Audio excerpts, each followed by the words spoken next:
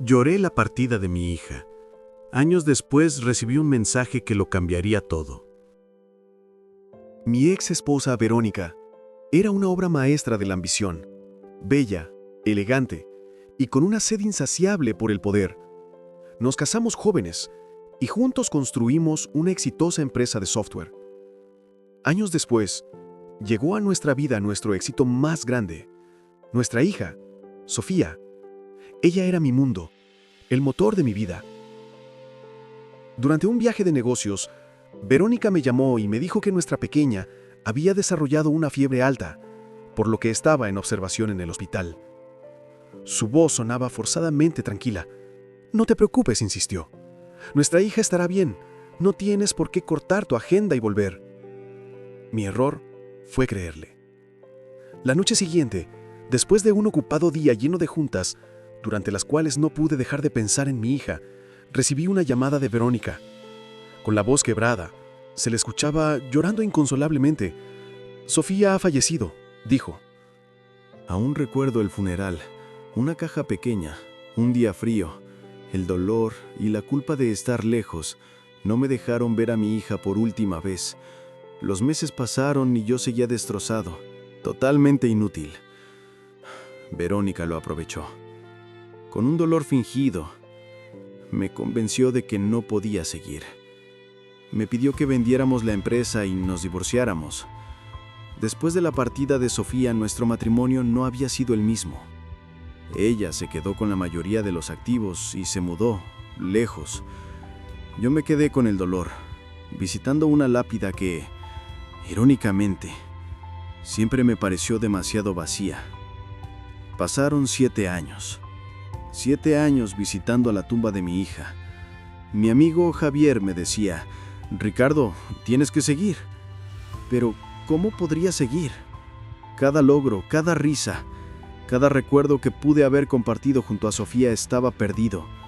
Yo vivía en una espiral de resentimiento y dolor, culpando al hospital, culpando al destino, culpando a todos menos a la mujer que me había destrozado. Una noche, en mi departamento, recibí un mensaje de un número desconocido. No tenía perfil, solo una foto. Mi corazón se detuvo.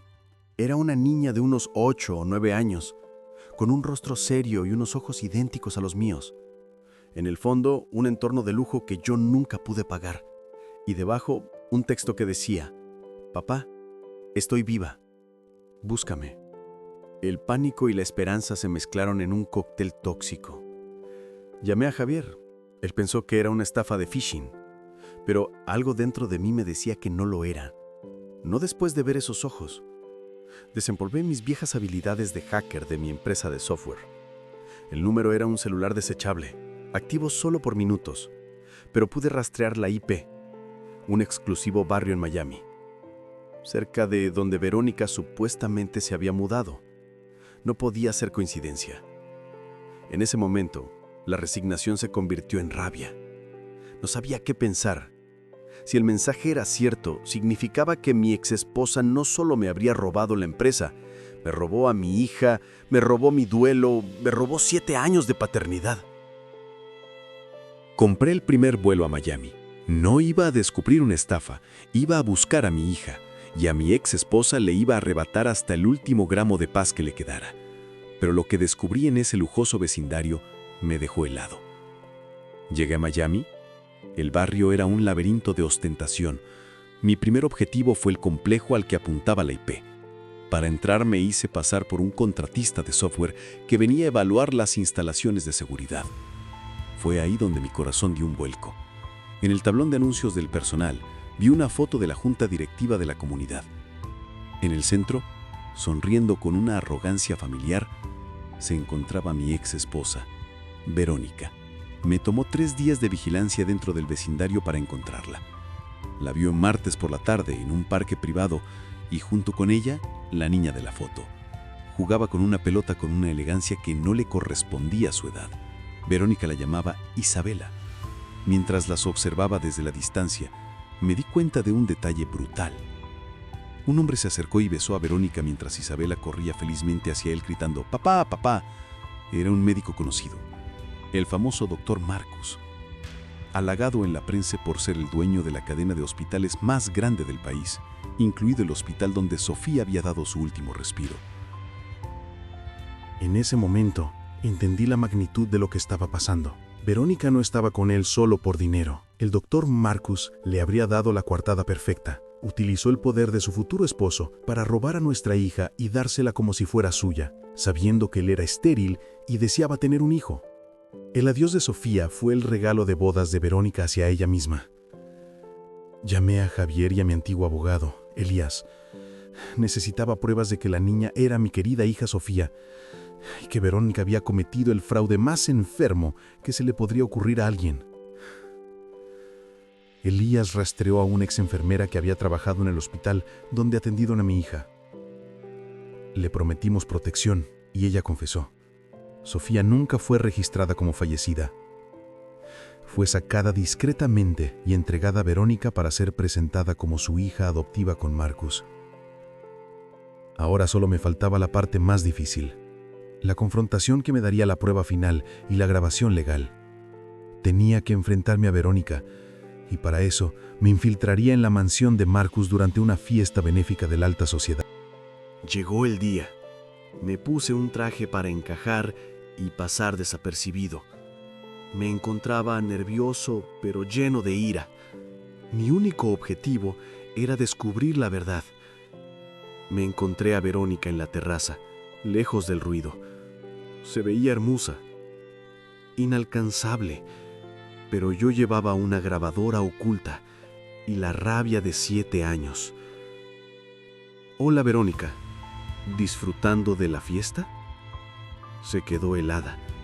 Era la cara de alguien que jamás pensó ser descubierta, y antes de que pudiera decir algo agregué, Yo solo venía a preguntar, ¿por qué me hiciste enterrar una tumba vacía?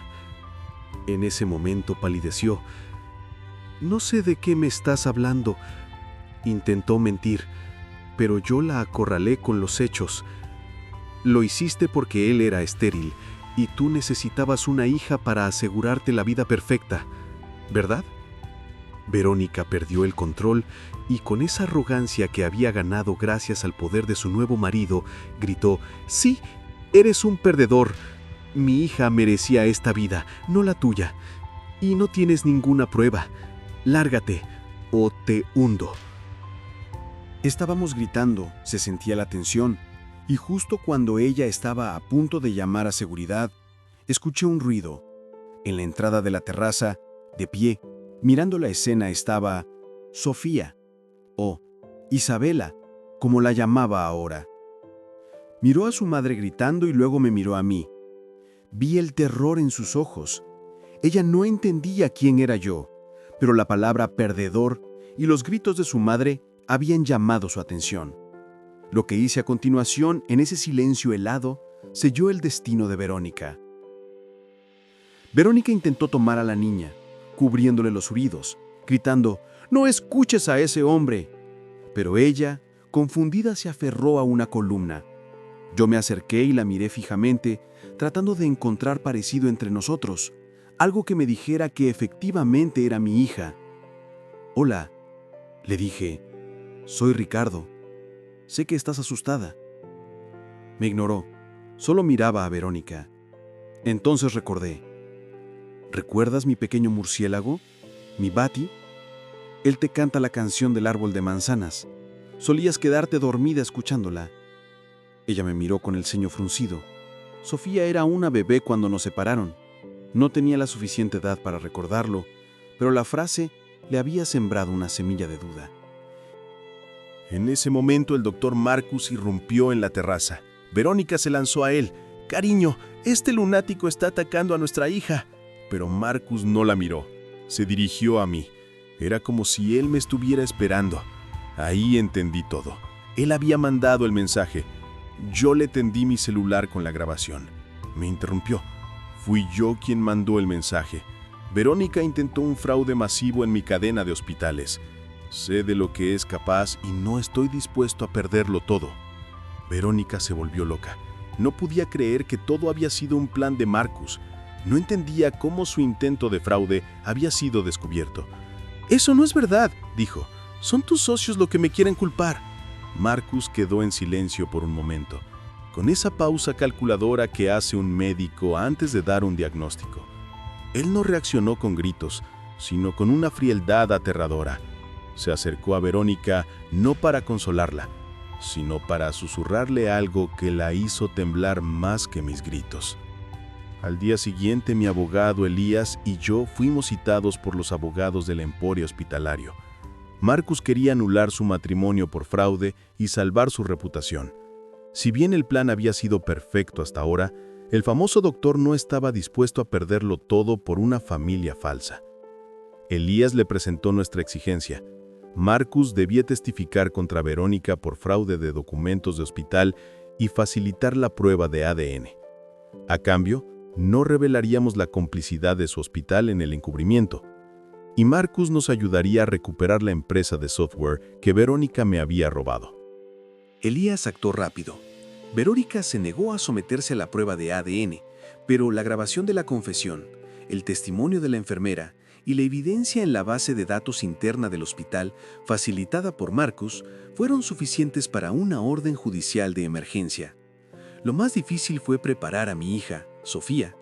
Si bien quería contarle todo, decirle cuánto la eché de menos, cuánto me dolió su falsa partida, Sofía solo era una víctima de las mentiras de su madre.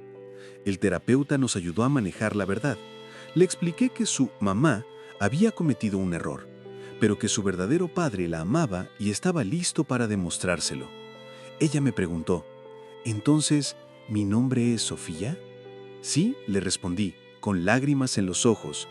Ese fue el momento más hermoso que había vivido en 7 años. Por fin sentía que mi vida tenía sentido otra vez. Llegó el día de la audiencia.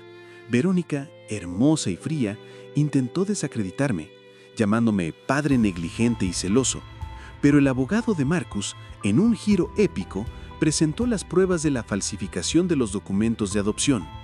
Luego Marcus testificó, «Fui engañado. Mi esposa me traicionó y orquestó un fraude que me costó 7 años de felicidad falsa». El silencio en la sala era sepulcral. El juez, con el rostro serio, sin dar crédito a lo que acababa de escuchar, declaró a Verónica culpable de fraude, manipulación y me concedió la custodia total. Ese día, Verónica no solo perdió a Sofía, fue investigada por fraude y despojada de la fortuna de Marcus. Su vida de lujo se hizo añicos. La vi una última vez, saliendo del tribunal. Me miró con odio, pero yo solo vi a una mujer vacía, derrotada. Elías se aseguró de que no solo obtuviera la custodia, sino una compensación masiva por los daños emocionales y el fraude empresarial. Recuperé mi empresa, pero esta vez con una motivación diferente: reparar los años perdidos con mi hija Sofía. Sofía y yo hemos construido una vida tranquila.